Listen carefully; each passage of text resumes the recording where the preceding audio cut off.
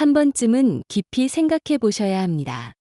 오늘 이 자리에서 여러분의 건강을 위해 제가 정말 소중한 진실 하나를 전해드리고자 합니다. 바로 우리 삶의 오랜 친구인 줄만 알았던 술에 관한 이야기입니다. 술은 오랜 세월 동안 우리 곁에 머물렀습니다. 기쁜 날, 슬픈 날, 힘든 날 가리지 않고 사람들은 늘 술잔을 기울이며 서로 위로하고 축하를 나누었죠.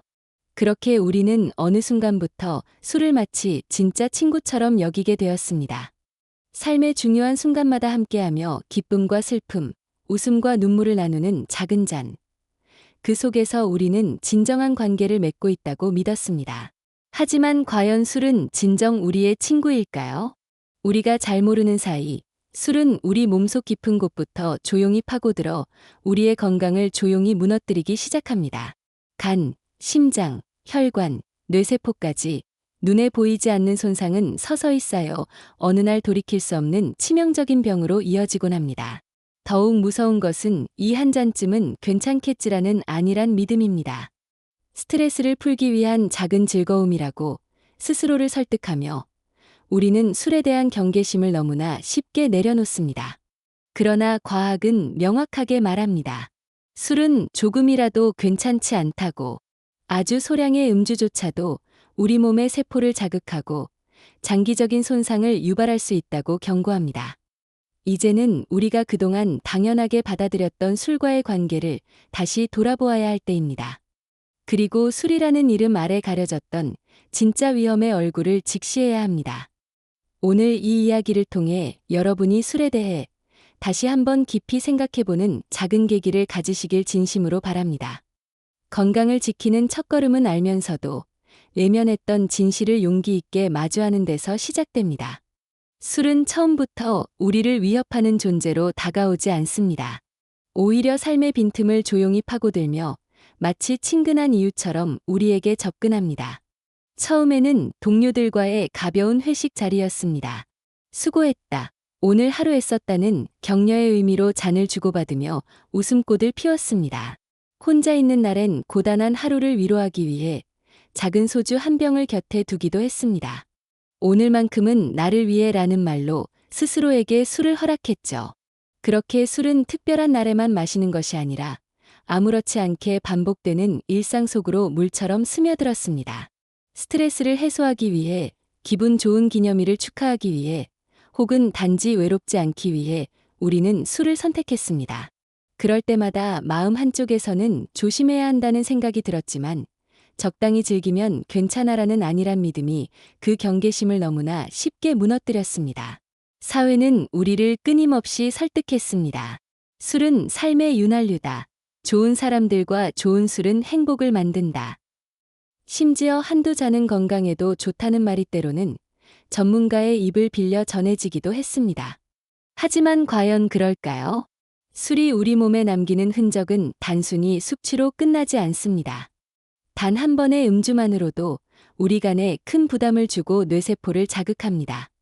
그리고 이런 음주가 반복되면 간세포에 지방이 쌓이고 뇌의 신경망이 서서히 망가지기 시작합니다. 처음에는 아무런 증상이 없어서 더욱 무섭습니다. 아무렇지 않은 듯 한 잔, 두 잔 이어가던 어느 날 우리는 몸에 심상치 않은 이상 신호를 마주하게 됩니다. 아침에 일어나면 머리가 무겁고 집중력이 흐려지며 때로는 전날 밤의 기억이 아슬아슬하게 끊겨 있기도 합니다. 어제 내가 무슨 말을 했더라, 어떻게 집에 돌아왔지, 그 빈틈은 결코 우연이 아닙니다. 술은 뇌의 기억을 담당하는 부분을 일시적으로 마비시키고 그 과정에서 중요한 신경세포를 손상시킵니다. 더 심각한 문제는 이 모든 과정을 당연하게 여기는 우리의 태도입니다. 술 마시면 다 그렇지 뭐, 조금 기억이 안 나는 건 별거 아니야. 이렇게 스스로를 안심시키면서 우리는 몸과 마음이 보내는 경고를 외면하게 됩니다. 그러나 경고를 무시할수록 손상은 깊어집니다. 간은 조용히 지방을 쌓아가고 심장은 불규칙하게 뛰기 시작하며 뇌는 점점 기억을 저장하는 능력을 잃어갑니다. 중요한 것은 이 모든 변화가 한순간에 일어나는 것이 아니라는 사실입니다. 매일 반복되는 작은 습관, 방심했던 한두 번의 선택이 수십 년에 걸쳐 건강을 서서히 갉아먹는 것입니다. 우리가 스스로를 속이며 반복해온 말, 스트레스를 푸는 거니까 괜찮아. 오늘 하루쯤은 괜찮아. 나는 절대 심하게 마시지 않아. 이 모든 자기 합리화가 사실은 중독의 또 다른 얼굴이었음을 이제는 인정해야 합니다. 술은 단순히 알코올이라는 물질이 아닙니다. 우리의 삶에 교묘하게 스며든 문화이자 사회적 압력이며 스스로에 대한 오랜 착각이 만들어낸 허상입니다. 이제 우리 자신에게 솔직한 질문을 던져야 합니다. 우리는 진정으로 술을 즐기고 있었던 걸까? 아니면 술 없이는 버텨내기 힘든 삶을 살고 있었던 걸까? 조용히 돌아보면 알게 됩니다. 술을 손에 쥐었던 그 순간마다 우리에게 진짜 필요했던 것은 술이 아니라 위로, 휴식, 깊은 연대감, 그리고 자기 인정 같은 더 깊은 감정이었음을. 그리고 그런 것들은 결코 술이 아니어도 충분히 얻을 수 있다는 사실을 말입니다. 술은 절대 우리의 삶을 해결해주지 않습니다. 오히려 시간이 흐를수록 삶의 문제들을 더 깊고 복잡하게 만들 뿐입니다. 이제는 가벼운 농담처럼 넘기던 한 잔의 의미를 다시 생각해 보아야 합니다. 그 한 잔이 쌓이고 쌓여 결국 우리의 건강과 기억, 삶의 질을 조금씩 갉아먹고 있었던 것은 아닐까요? 오늘 이 순간 스스로에게 솔직하게 묻는 것, 나는 정말 술 없이도 괜찮은가? 이 물음이야말로 건강을 지키는 가장 첫 번째 걸음이 될 것입니다. 술은 단순한 기분 전환제가 아닙니다. 우리가 모르는 사이 신체와 정신 곳곳에 깊은 균열을 일으키는 무서운 독입니다. 이 독이 우리 몸을 어떻게 파괴하는지 더 구체적으로 살펴보겠습니다. 먼저 간부터 살펴보겠습니다. 술을 마시면 간은 알코올을 분해하기 위해 밤샘 작업을 하듯 혹사당합니다. 처음에는 별 문제가 없는 듯 보이지만 술이 반복적으로 들어오면 간세포 안에 지방이 축적되기 시작합니다. 이것이 바로 알코올성 지방간입니다. 지방간은 특별한 증상을 일으키지 않아 방심하기 쉽습니다. 그러나 이 상태를 방치하면 간은 염증을 일으키고 손상되기 시작하는데 이를 알코올성 간염이라고 부릅니다. 간염이 반복되면 결국 간 조직이 딱딱하게 굳어지면서 간경변으로 이어집니다. 간경변은 한 번 시작되면 되돌릴 수 없는 비가역적 질환입니다. 더 심각한 것은 이 간경변이 마침내 간암으로 진행될 수 있다는 사실입니다. 한두 잔으로 시작된 술이 결국 생명을 위협하는 치명적 질병의 문을 열어버리는 것입니다. 술이 공격하는 것은 간만이 아닙니다. 우리 뇌 역시 술 앞에서는 무방비 상태가 됩니다.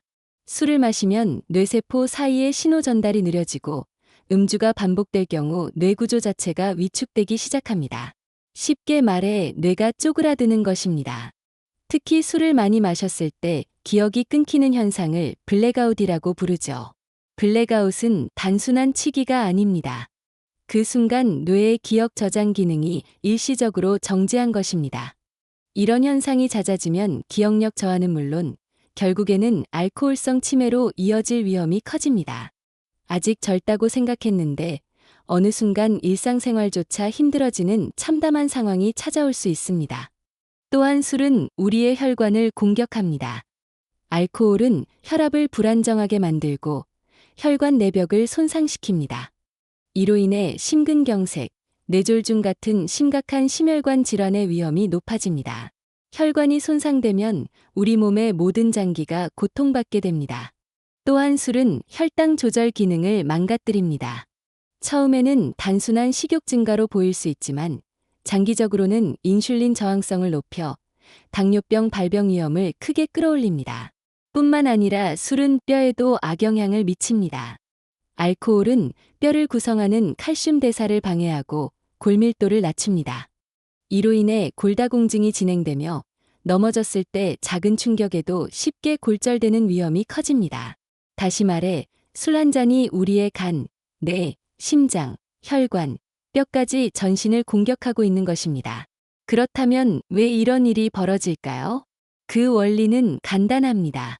술을 마시면 우리 몸은 이를 독성 물질로 인식합니다. 알코올을 분해하고 해독하는 과정에서 간은 과도한 스트레스를 받습니다. 이 과정에서 생성되는 아세트알데하이드라는 독성 물질은 세포를 손상시키고 염증을 일으킵니다. 또한 알코올은 신경 전달 물질의 균형을 깨뜨려 뇌 기능을 저하시킵니다. 혈당 역시 빠르게 안정됩니다. 술은 혈당을 불안정하게 만들고 인슐린 저항성을 높이는 주요 원인입니다. 금주 후 일주일 정도 지나면 혈당이 10에서 30포인트 가량 내려가는 경우를 쉽게 볼 수 있습니다. 이는 당뇨병 위험이 크게 낮아진다는 뜻입니다. 또한 체중도 눈에 띄게 줄어듭니다. 술은 생각보다 많은 칼로리를 가지고 있습니다. 한 번의 술자리가 하루 섭취 열량을 훌쩍 넘기는 경우도 드물지 않죠. 술을 끊고 나면 매일 300에서 500칼로리 정도가 자연스럽게 줄어듭니다. 식단 조절과 함께하면 3주 만에 체중이 2에서 5kg까지 감소하는 분들도 많습니다. 하지만 수치적인 변화만이 전부는 아닙니다. 진짜 기적은 몸과 마음이 느끼는 쾌감이 완전히 달라진다는 데 있습니다. 우리는 흔히 술을 통해 스트레스를 풀고 즐거움을 얻는다고 믿어왔습니다. 하지만 술이 자극하는 도파민 쾌락회로는 매우 불안정합니다. 짧은 기쁨 뒤에는 급격한 우울감과 무기력이 찾아오기 때문입니다. 금주 후에는 이 쾌락회로를 운동과 건강한 식단으로 대체하게 됩니다. 처음에는 약간의 허전함이 느껴질 수 있습니다. 그러나 걷기, 달리기, 가벼운 근력 운동을 시작하고 트립토판이 풍부한 음식, 콩류, 달걀, 견과류 등을 섭취하면서 몸은 자연스럽게 건강한 도파민과 세로토닌을 분비하기 시작합니다. 땀을 흘린 후의 상쾌함, 몸이 가벼워지는 느낌, 한 끼 한 끼 균형 잡힌 식사를 했을 때의 작은 성취감. 이것이 술이 주던 거친 쾌락 대신 잔잔하지만 지속 가능한 진짜 행복으로 우리를 이끌어줍니다. 물론 처음 1, 2주는 쉽지 않습니다. 술 생각이 문득 떠오르기도 하고 어색한 저녁 시간이 길게 느껴질 때도 있습니다.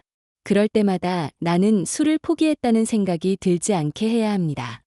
대신 나는 술을 포기한 것이 아니라 자유를 얻었다는 믿음을 잊지 않는 것이 중요합니다. 2주를 넘기기 시작하면 몸은 새로운 리듬을 기억합니다. 밤에도 깊고 편안하게 잠들 수 있게 되고 아침에 개운하게 눈을 뜨는 기쁨을 알게 됩니다. 또한 감정 기복이 줄어들고 평소보다 훨씬 차분하고 안정된 자신을 발견하게 됩니다. 분노, 짜증, 우울 같은 부정적 감정들이 줄어들면서 인간관계도 한결 부드러워집니다. 술은 우리에게 자유를 주지 않습니다. 오히려 아주 교묘하게 우리의 신체, 마음, 그리고 일상을 지배합니다. 그 지배로부터 벗어날 때 비로소 우리는 진짜 자유를 얻습니다. 금주를 선택한 이들은 이렇게 말합니다. 나는 술을 끊는 게 아니다. 나는 자유를 얻었다. 이제는 누구의 허락 없이도 행복할 수 있다. 사실 건강해진 몸과 마음은 그 자체로도 충분히 큰 선물입니다. 하지만 그보다 더 큰 보상은 내가 나를 지킬 수 있는 사람이 되었다는 자부심입니다. 자신에게 부끄럽지 않은 삶, 내 몸과 마음을 존중하는 삶. 그것이 금주가 선물하는 진정한 기적입니다. 혹시 아직도 망설이고 계신가요? 그렇다면 오늘 이 순간부터 단 하루만이라도 술을 멀리해 보십시오. 하루가 이틀이 되고 이틀이 일주일이 되고 어느새 새로운 세상이 여러분 앞에 열릴 것입니다. 그곳에서 당신은 다시 젊어질 것입니다. 그리고 진정한 자유를 얻게 될 것입니다. 한 번쯤은 생각해 보셨을 겁니다. 적당히 마시면 술이 오히려 건강에 좋지 않을까? 많은 사람들이 이런 믿음을 가지고 있습니다. 심지어 일부 의사나 전문가조차 하루 한두 잔의 와인이 심장 건강에 도움이 될 수 있다고 말합니다. 하지만 이것은 진실일까요? 과학은 답이 명확하다고 말합니다. 술이 건강에 좋다는 주장은 철저히 조작된 환상이라고. 알코올은 본질적으로 헤로인이나 코카인과 같은 독성 물질입니다. 그 어떤 과학적 근거도 없다는 것이 수많은 연구를 통해 밝혀지고 있습니다. 소량의 술이 심장병을 예방한다는 연구들은 대부분 술을 마시지 않는 사람들보다 음주자 쪽이 이미 건강한 생활 습관, 운동, 균형 잡힌 식사 등을 가진 경우가 많았기 때문입니다. 즉, 술 때문이 아니라 그들의 전반적인 건강 습관 덕분이었던 것입니다. 알코올은 중추신경계를 마비시키고 면역 체계를 약화시키며 뇌를 쪼그라들게 만듭니다. 또한 간을 파괴하고 심혈관계에 손상을 입히며 암을 유발하는 1급 발암물질입니다. 그런데도 우리는 어째서 술을 괜찮은 것이라고 굳게 믿게 되었을까요? 그 이유는 단 하나입니다. 아주 어렸을 때부터 사회 전체가 우리를 세뇌했기 때문입니다. 광고는 술을 성공의 상징으로, 행복의 상징으로 화려하게 포장했습니다. 연예인들이 술잔을 들고 환하게 웃는 모습을 매일 보게 했고, 축하할 때마다 술이 빠지지 않는 문화를 심어주었습니다. 가족, 친구, 직장, 사회 전체가 술은 어른이 되면 당연히 즐기는 것이라 가르쳤습니다. 그 결과 우리는 술을 마시지 않는 사람을 오히려 이상하게 생각하게 되었습니다. 술을 거절하면 꼭 변명을 해야 할 것 같은 기분이 들게 만들었지요. 몸이 안 좋아서요. 차를 가져와서요. 약을 먹고 있어서요. 이런 말들을 해가며 겨우 거절할 수 있는 이상한 사회가 되어버린 것입니다. 여러분, 생각해 보십시오. 담배를 끊었다고 해서 변명하는 사람을 본 적이 있습니까? 헤로인을 하지 않는다고 굳이 이유를 대야 합니까? 그런데 왜 술을 마시지 않는 것은 변명이 필요한 걸까요? 이것이 바로 우리가 술에 대해 얼마나 깊숙이 세뇌되어 있는지를 보여주는 단적인 예입니다. 더 심각한 문제는 간접 음주입니다. 술을 마시지 않는 사람조차 누군가의 음주로 인해 고통받습니다. 가정폭력, 교통사고, 성폭력, 폭행사건, 이 모든 것의 상당수가 음주와 직결되어 있습니다. 특히 어린아이들은 술에 취한 부모를 보며 평생 지워지지 않는 상처를 안고 살아갑니다. 부모가 고함을 지르거나 다투거나 비틀거리며 넘어지는 모습, 아이들은 그 장면을 잊지 못하고 기억합니다. 심지어 아이들은 술에 취한 부모에게 사랑을 갈구하면서도 동시에 말로 표현할 수 없는 두려움과 분노를 함께 느끼게 됩니다. 이것이 술이 만드는 가장 잔인한 그림자입니다. 술은 한 사람의 몸만 망가뜨리는 게 아닙니다. 주변에 사랑하는 사람들, 그리고 사회 전체를 병들게 만듭니다. 여기서 꼭 짚고 넘어가야 할 사실이 하나 더 있습니다. 절제는 없습니다. 합리적 음주도 없습니다. 많은 사람들이 나는 절제할 수 있다고 생각합니다. 하지만 술은 점진적으로 우리의 자제력을 마비시킵니다. 처음에는 한 잔, 두 잔으로 끝났던 음주가 점점 늘어나고 한계가 무너지고 결국 통제할 수 없는 상태로 이어집니다. 술은 모래늪과 같습니다. 허리까지 빠진 순간에는 더 이상 스스로 빠져나올 수 없습니다. 그저 천천히, 그러나 확실하게 몸과 삶을 삼켜버립니다. 따라서 답은 단 하나입니다. 완전한 금주. 술을 조금만 마시면 괜찮다는 믿음 자체가 술이 파놓은 함정입니다. 한 번이라도 허용하면 그 틈으로 술은 다시 당신의 삶을 파고듭니다. 이제 결단해야 합니다. 그리고 이해해야 합니다. 술은 결코 친구가 아닙니다. 술은 결코 즐거움이 아닙니다. 술은 당신을 서서히 파괴하는 독약입니다. 나는 술을 포기하는 것이 아니라 진정한 자유를 선택하는 것이다. 이 믿음이 술의 세뇌를 깨뜨리고 당신을 건강과 평온으로 이끌어 줄 것입니다. 여러분, 술을 끊는다는 것은 단순히 어떤 즐거움을 포기하는 일이 아닙니다. 그것은 진짜 나를 되찾는 길입니다. 오늘 저는 여러분께 술 없는 삶이 어떻게 진정한 기쁨과 자유를 가져오는지, 그리고 그 길을 어떻게 시작할 수 있는지 구체적으로 말씀드리려 합니다. 첫 번째는 뇌의 보상 시스템을 다시 세팅하는 것입니다. 우리가 술을 찾게 되는 가장 큰 이유는 술이 뇌의 도파민 회로를 자극하기 때문입니다. 도파민은 쾌락과 만족감을 느끼게 하는 신경 전달 물질입니다. 하지만 술에 의존해 도파민을 분비하게 되면 자연스러운 즐거움은 점점 줄어들고 결국 술 없이는 기쁨을 느낄 수 없는 상태가 됩니다. 그렇다면 어떻게 해야 할까요? 답은 명확합니다. 운동과 건강한 식단, 그리고 감정 관리로 도파민 회로를 재구성하는 것입니다. 간단한 산책, 빠른 걷기, 가벼운 근력 운동부터 시작해 보세요. 몸을 움직이는 것만으로도 도파민 분비가 활성화됩니다. 하루 15분, 30분. 이 작은 움직임이 쌓이면 어느새 마음이 맑아지고 기분이 가벼워지는 것을 느끼실 겁니다. 또한 식사에도 신경 써야 합니다. 견과류, 콩류, 달걀, 연어 같은 음식을 통해 세로토닌과 도파민 생성을 돕는 트립토판을 충분히 섭취하십시오. 채소와 과일을 늘리고 가공식